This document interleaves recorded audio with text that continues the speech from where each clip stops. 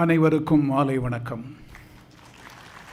வாழ்க்கையின் பயணத்திலே தொடர்ச்சியான நிகழ்வுகள் அனைவருக்கும் நிகழ்வதுண்டு. இந்த பயணத்தில், என்னுடைய பயணத்தில் அப்படியான ஒரு நிகழ்வு இந்த நாள்.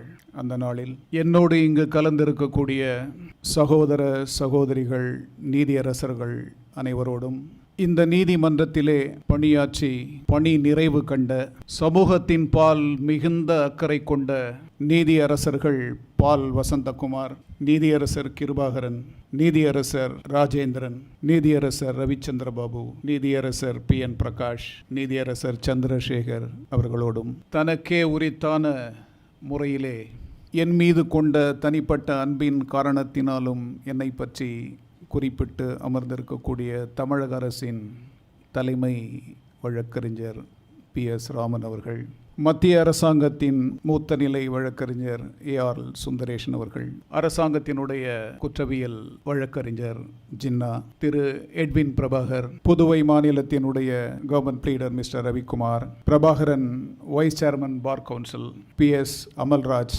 பார் council of Tamil Nadu, president MBA mister Baskar, MHAA president mister Mohanakrishnan, பெண் வழக்கறிஞர்கள் சங்கத்தின் லூயிசா ரமேஷ், லா அசோசியேஷன் திரு செல்வராஜ், மற்ற வழக்கறிஞர்கள் சங்கத்தினுடைய அனைத்து உறுப்பினர்கள், நண்பர்கள், மூத்த வழக்கறிஞர்கள், உயர்நீதிமன்றத்தினுடைய பதிவாளர்கள், குறித்த கால அவகாசத்திலும் என் மீது கொண்ட அன்பால் இந்த அரங்கையே நிறைத்திருக்கக்கூடிய வழக்கறிஞர் நண்பர்கள், உங்கள் அனைவருக்கும் என்னுடைய வணக்கம்.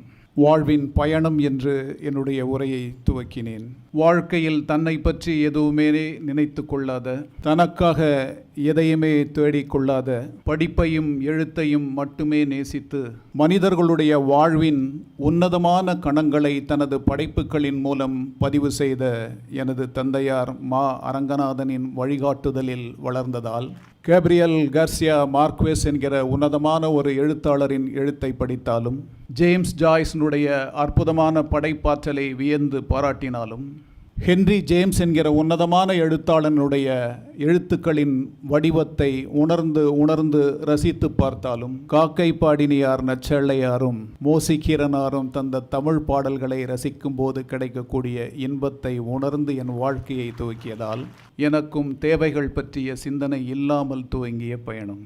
இந்த பயணம் இந்த அற்புதமான சரித்திர புகழ்மிக்க கட்டிடத்தினுடைய வாசலில் துவங்கி ஒரு சாதாரணமான ஒரு வழக்கறிஞராக என்னுடைய வாழ்க்கை பயணத்தின் அடுத்த கட்டம் எடுத்து செல்லப்பட்டு, சிவில் குற்றவியல் நீதிமன்றங்களின் அனைத்து பிரிவுகளின் உள்ளீடாக அந்த பயணம் தொடர்ந்து, ஏதோ ஒரு காரணத்தினால் என் மீது கொண்ட நம்பிக்கையால் அரசாங்கத்தின் வழக்கறிஞராக நான் நியமிக்கப்பட்டு வரிகள் சார்ந்த துறையிலே எனது பணி துவங்கி 1996 2001 வரை ஏறத்தாழ 18,000 வழக்குகளை தனிப்பட்ட முறையிலே நடத்தி பார்த்து அந்த பயணத்தின் அடுத்த கட்டம் சென்றது என்று சொன்னால், அன்பிற்குரிய PS ராமன் அவர்களுடைய எண்ணங்களினால் மீண்டும் 2007 நான் வரிகள் சார்ந்த துறையிலே வழக்கறிஞராக நியமிக்கப்பட்டு 2012 வரை அது தொடர்ந்து 2013 நான் இந்த நீதிமன்றத்திலே நீதிபதியாக நியமிக்கப்பட்டதும் இறைவனினுடைய செயல்,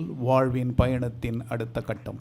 இந்த பயணம் வாழ்க்கையில் நாம் அனைவருக்கும் உரித்தானதுதான். பயணத்திலே விளைகின்ற விளைவுகள் மாறி வந்து நின்றாலும் எதிலுமே நமக்கானது என்கிற எந்த சிந்தனையும் இல்லாமல் இந்த பயணம் எடுத்து செல்லப்பட்டால் வாழ்க்கையில் ஒரு நிறைவு அனைவருக்கும் கிடைக்கும் என்கிற சிந்தனை தான் என் வாழ்க்கையை இயக்கி சென்றிருக்கிறது. சென்னையிலே மட்டுமே வாழ்ந்த நான் 1988 எனக்கான கடவுச்சீட்டு என்று சொல்லக்கூடிய பாஸ்போர்ட்டை எடுத்து அதை மீண்டும் புதுப்பிப்பதற்காக 2023 அந்த அதிகாரியின் முன்னால் சென்ற பொழுது அவர் என்னை வியந்து பார்த்து கேட்டார், எதற்கு இது உங்களுக்கு என்று. தமிழகத்தையும் ஆந்திராவையும் டெல்லியையும் தாண்டி எங்குமே பயணிக்காத நான் உலகத்தின் அத்தனை உன்னதமான படைப்புகளையும் படித்து பார்த்து ரசித்து அந்த அனுபவங்களை உணர்ந்திருக்கிறேன். இதுவும் வாழ்க்கையின் ஒரு பயணம்தான். இந்த பயணத்திலே ஒரு நீதிபதியாக 10 ஆண்டுகள் இந்த நீதிமன்றத்திலே கடந்து வந்து 11வது ஆண்டிலே என்னை நான் நிலைநிறுத்தினாலும், என்னுடைய மனதளவிலே, எனது நினைவின் அளவிலே எவரையும் நான் புண்படுத்தியதாக எனக்கு எந்த விதமான சிந்தனையும் இல்லை. என் முன் வந்து நிற்கக்கூடிய ஒரு இளைஞன் ஓராண்டு கூட தனது அனுபவம் இல்லாத நிலையிலே இருக்கக்கூடிய ஒரு இளைஞனானாலும் இந்த துறையிலே ஆகச்சிறந்த மூத்த வழக்கறிஞர்களாக தங்களை அடையாளப்படுத்தியவர்கள் வந்து நின்றாலும் இருவரையும் ஒன்றாகவே பார்க்கக்கூடிய மனநிலையோடு எனது பயணம் ஒரு நீதிபதியாக இந்த நீதிமன்றத்திலே நடந்திருக்கிறது. இது பதவி என்று நினைக்காமல் இது எனக்கு இடப்பட்ட ஒரு பணியாக கருதி இந்த பணியை இத்தனை நாட்கள் நான் தொடர்ந்து வந்திருக்கிறேன். என்னோடு பயணித்த நீதிபதிகள், அவர்களுடைய ஒத்துழைப்பு, பெரும்பான்மையான வழக்கறிஞர்களுடைய ஒத்துழைப்பு, அவர்களுடைய அன்பு, ஆதரவு, இது என்னை இந்த அளவிற்கு உயர்த்தி இருக்கிறது என்று சொன்னால் அதை காட்டிலும் எனக்கான சாதனை என்பது எதுவுமே இல்லை.